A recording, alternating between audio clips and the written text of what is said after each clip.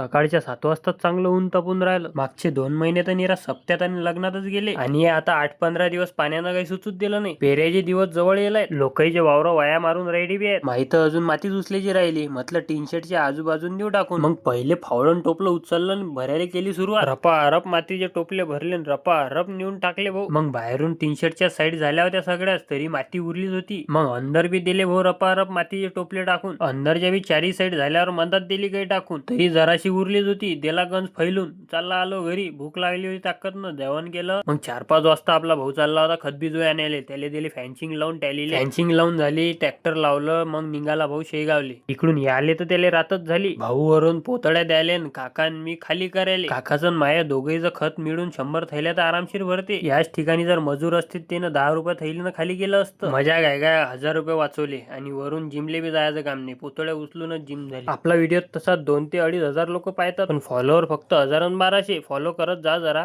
दड पोतळ्या दिल्या लावून आणि त्याच्यावर झाकण दिलं टाकून. चला या ब्लॉग मध्ये एवढंच. भेटू पुढच्या ब्लॉग मध्ये.